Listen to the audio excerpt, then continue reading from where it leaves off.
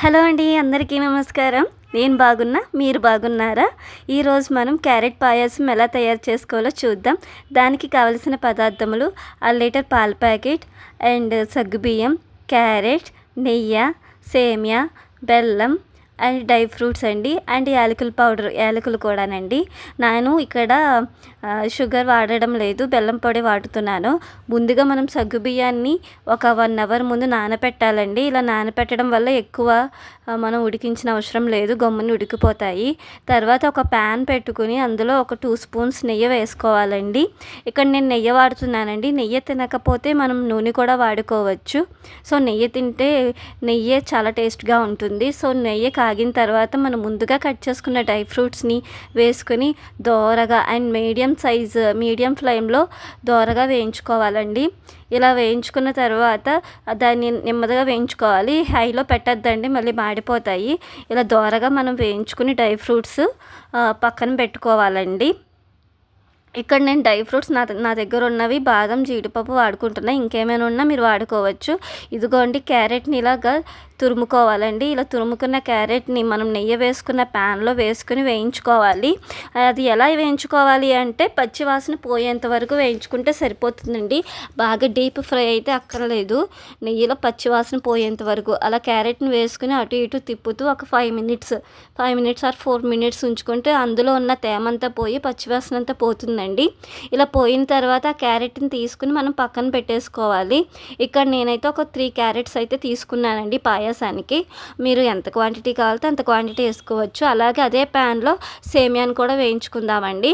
సేమియాని కూడా deep fry కాదండి, light fry అన్నమాట. అది మాడకుండా దోరగా వేయించుకుంటే సరిపోతుంది. ఇలా దోరగా వేయించుకున్న తర్వాత అన్నీ ఒక ప్లేట్లోకి ఇలా తీసేసుకుందామండి. సో మళ్ళీ అదే ప్యాన్లోని పాలు తీసుకుందామండి. 1 లీటర్ పాలు నేను ఇలాగ మరిగించి కాసి ఉంచానండి. ఆ పాలను తీసుకుంటున్నాను. ఇలా 1 లీటర్ పాలు తీసేసుకుంటున్నానండి. ఇలా తీసుకున్న తర్వాత వాటిని కూడా బాగా డీప్ ఫ్రై చేయాలి. అందులో మనం సగ్గుబియ్యం, ముందుగా నానబెట్టుకున్న సగ్గుబియ్యం కూడా వేసుకున్నానండి. ఇదిగోండి, సగ్గుబియ్యం నానబెట్టిని కూడా వేసుకుని కలుపుకుంటున్నాను. ఇది మీడియం ఫ్లేమ్లో పెట్టుకుని ఇలా మరిగించుకుంటూ ఉంటే అంట కడుతుందండి, మీగడ కడుతుంది. ఆ మీగడ కట్టే తర్వాత ఈ లోపు మనం ఇంకో ప్యాన్లోని కొంచెం నెయ్యి వేసుకోక్కర్లేదు. నెయ్యే కాదు, నూనె కూడా వేసుకోక్కర్లేదు. డైరెక్ట్ బెల్లం పొడిని వేసేసుకోండి. నేను 1/2 లీటర్కి 1 కప్పు బెల్లం పొడి అయితే వేసుకుంటున్నాను. నేను తీపి తక్కువ తింటాం కాబట్టి తక్కువ వేసుకుంటున్నా. ఇన్ కేస్ మీరు ఎక్కువ తింటే కప్పున్నర వేసుకోండి. అందులో కప్పున్నరకి 1/2 కప్పు వాటర్ పోసుకుని ఇలాగా కలుపుకుంటూ ఉండండి. బాగా పాకం రానవసరం లేదు. ఆ బెల్లం అని కరిగి లిక్విడ్ ఫామ్ అయితే సరిపోతుందండి. ఇలాగా లిక్విడ్ ఫామ్ అయ్యేంత వరకు ఇలా మరిగిస్తూనే ఉండాలండి. కరిగేంత వరకు ఇలా ఉంచుకుంటూ ఉండాలి. ఇలా లిక్విడ్ ఫామ్ అయిన తర్వాత చూడండి, ఇలా లిక్విడ్ ఫామ్ అయిపోయింది. ఇలా ఫామ్ అయిన తర్వాత నేను స్టాప్ చేసేసుకుని పక్కన పెట్టుకుందాము. అది చల్లారినా పర్వాలేదు, ఇలా పక్కన పెట్టుకుని పక్కన పెట్టేసుకుందాము. తర్వాత ఇదిగోండి, మనం సగ్గుబియ్యం వేసినది మరుగుతుందండి. సో నేను అంటగడుతుంది చూడండి, నేను అటు ఇటు కలుపుతూ ఉంటున్నాను. ఉత్తి సేమియా పాయసం ఎప్పుడు తింటానే ఉంటాం కదండి. ఇదిగోండి, యాలకులు 2 దంచుకుని వేసుకుంటున్నాను.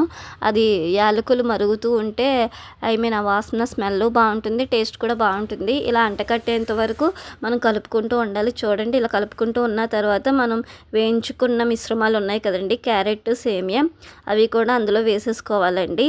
అలా వేసేసుకుని కలుపుకుంటూ ఉండాలి. అలాగే డ్రై ఫ్రూట్స్ కూడా వేయించుకునేవి ఉన్నాయి కదా, అవి కూడా వేసేసుకుందామండి. ఇలా వేసేసుకుని ఇన్ కేస్ మనం పలచగా తాగాలి అనుకుంటే మనం వాటర్ కాదు, పాలు అనేది ఎక్కువ పోసుకోవాలండి. నేను ఇక్కడైతే వాటర్ పోయట్లేదండి, చిక్కగా ఉంటేనే బాగుంటుంది కాబట్టి ఓన్లీ మిల్కే వేస్తున్నాను. ఇన్ కేస్ గట్టిగా పర్వాలేదు, స్పూన్తో తినచ్చు అనుకుంటే ఇలాగ ఉంచుకోండి. మళ్ళీ మనం బెల్లం సిరప్ ఉంది కదండి, అది వేసుకుంటాం కాబట్టి కొంచెం పలచన అవుతుంది. సో దాన్ని బట్టి మీరు ఇక్కడ థిక్ క్వాంటిటీ కావాలో లూజ్ క్వాంటిటీ కావాలో చూసుకోండి. నేనైతే స్పూన్తో తినేలానే చేసుకుంటున్నానండి.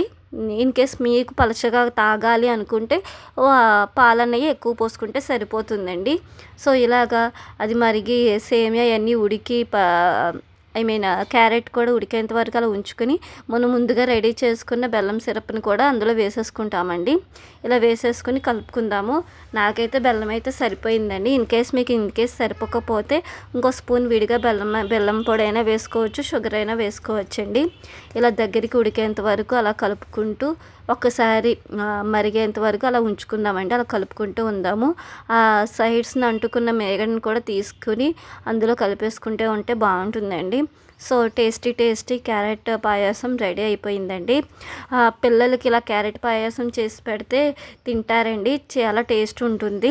విడిగా సేమియా పాయసం కన్నా ఇలా క్యారెట్ తింటే మళ్ళీ తినాలనిపిస్తుంది. ఇక్కడ నెయ్యి బెల్లం వాడాం కాబట్టి హెల్త్కి కూడా చాలా మంచిదండి. సో ఒక్కసారి అయితే ట్రై చేయండి. నాకైతే ట్రై చేశాను, నేనైతే చాలా బాగుంది.